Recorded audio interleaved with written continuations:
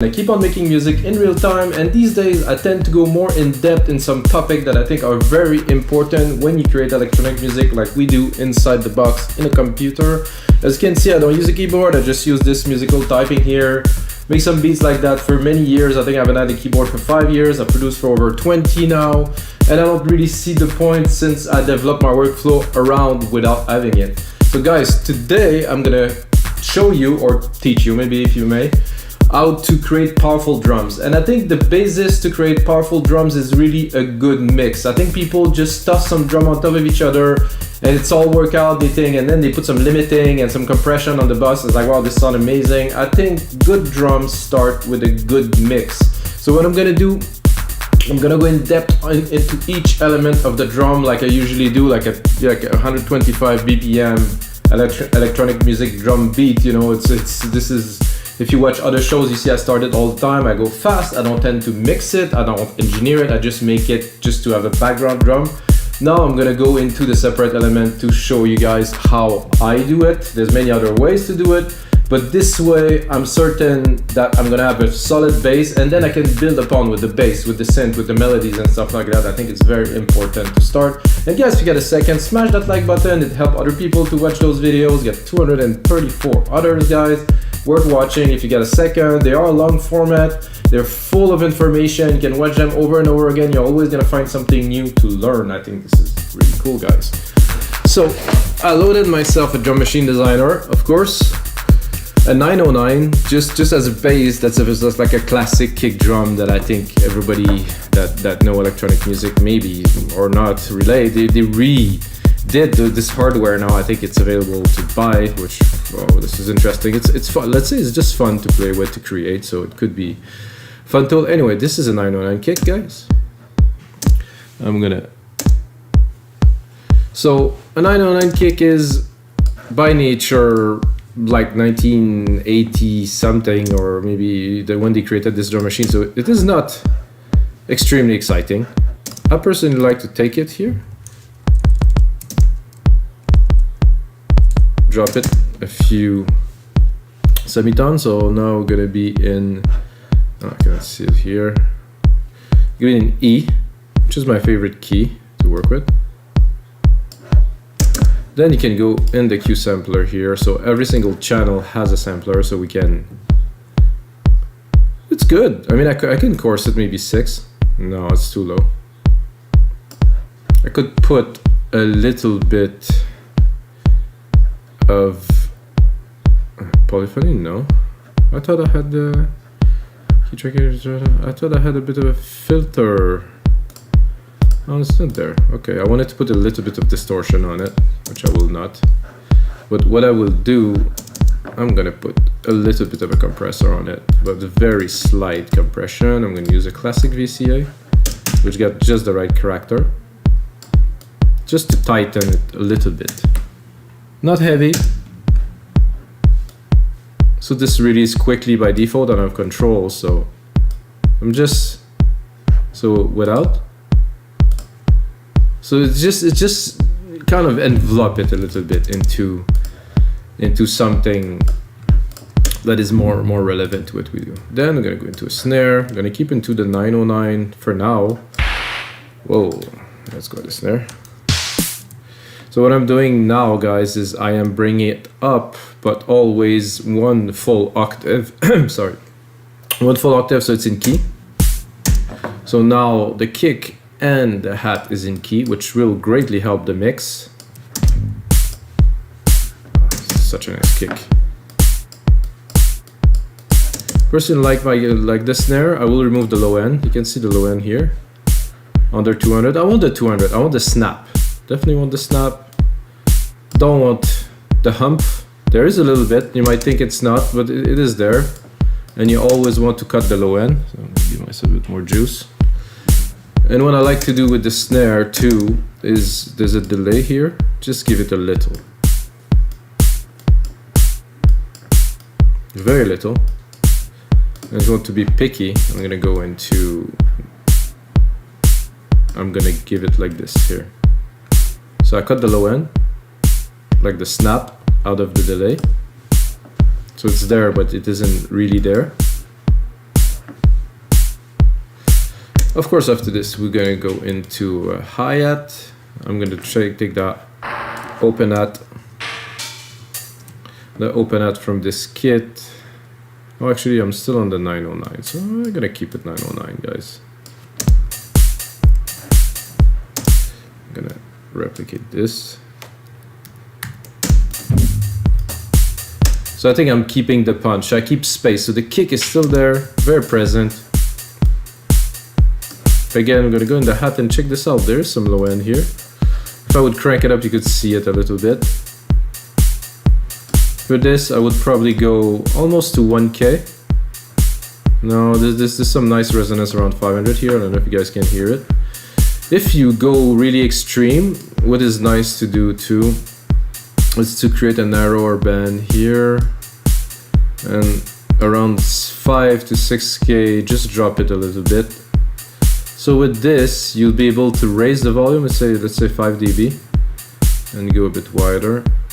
So if you do this, guys, you can see there's already a dip here. There's a reason for that, is because if the hat, when you mix the hat and you master the track at the end, the hats are gonna come up in the mix. Let's say you add some instrument, you're gonna see that the hats are gonna come up, and this part is a bit harsh. It's for like a cymbal, so let's say like this, and then let's put it. It just has this little bit of harshness, you know, so like this, it's much cleaner. For the ears, you know, for people to enjoy the music. Then I'm gonna go into a low tom, which is very necessary. There's ways to do this. There's also places. Personally, I like my low tom to be here on every 4 beat. I mean, this is my kind of thing. I don't know. This is common. I heard that in so many tracks. This is, I think it comes from me from Hard Floor in the early 1990s. So, and this, I want the chug. I definitely want the low end of it. I want to be about the same as the kick. So I don't want it to go over the kick. I want it to be like.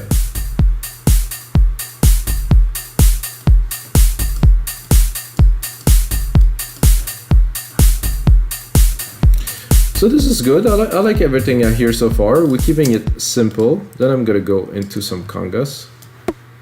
Simple. Oh, whole octave again. I think I'm gonna go another octave.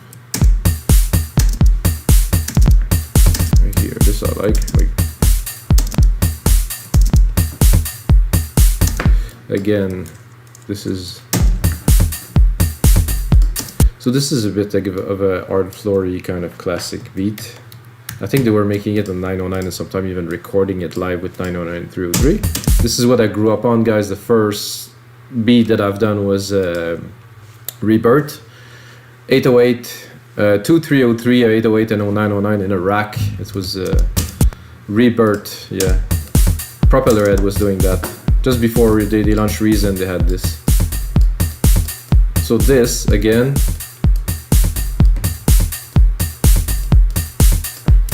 So now that I put that, this is coming up a bit much. And listening to this, I would like to compress it a little bit. So I'm gonna do a compressor, another comp here. It's quite long.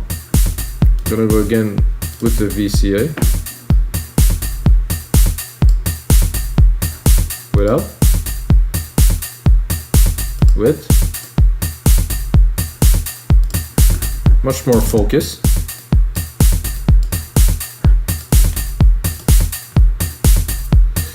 I'm gonna drop a clap on there.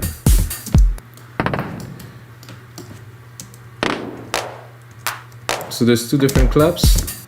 This one, I think I'm a bit high, or low, sorry.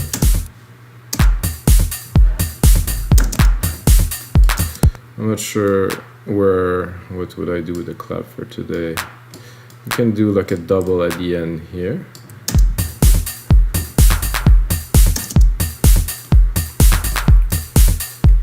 And to make this interesting, I'm gonna send it to the delay.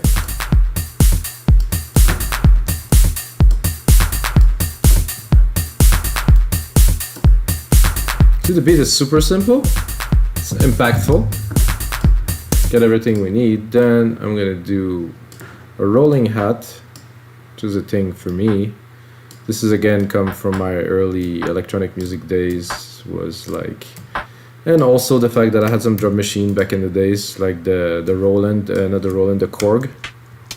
They did a series of electric with drums and stuff. Oh, that was good stuff.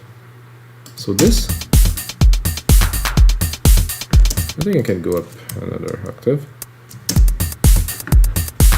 So you can hear the relation between the open hat and the closed hat. Again, cut the lows. I can go really high, but there's something around 1K here that is really good. And I want to keep.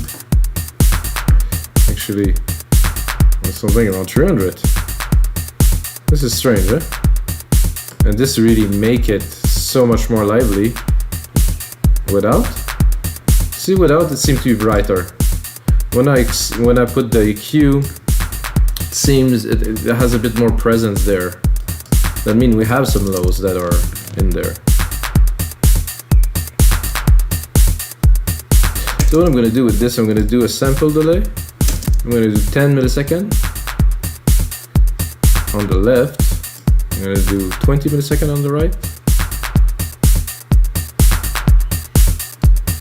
Maybe I'm actually a little bit much, so I'm gonna do 5 and 10. So without, it's very centered, very narrow in the middle. With, it space it out completely in the mix. Now to mix it, I'm gonna play with the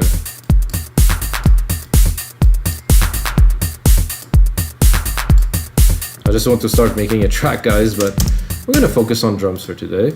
So what I'm gonna do is I'm gonna take my drums, I'm gonna go into deep tech here, I'm gonna take the kick, because the kick, like, it's good, but it's just not, I said it's not actual. So, see the kick? I mean, it's good, but it doesn't have the punch of like a modern dance track, so. So again, we're keeping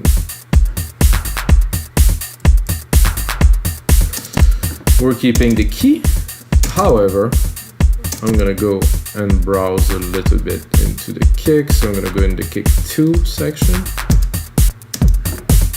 I could do that. I have to really hear it. This could be interesting. Ooh, this is fun. It has this like drive in it. Let's listen. I like that.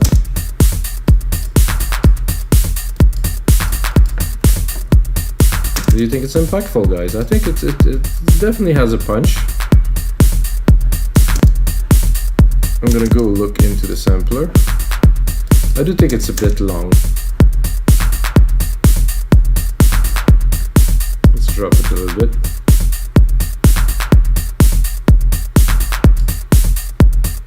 So I really want this punch and a little bit of the grit, but not so much.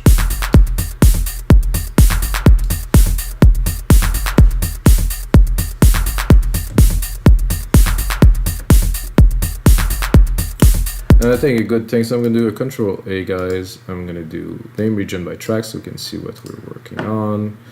I'm gonna go into my app here. I'm gonna turn that into a shaker channel.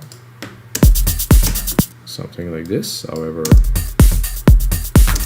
I'm gonna tune it a little bit to the right.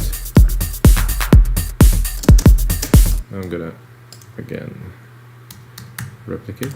Oh.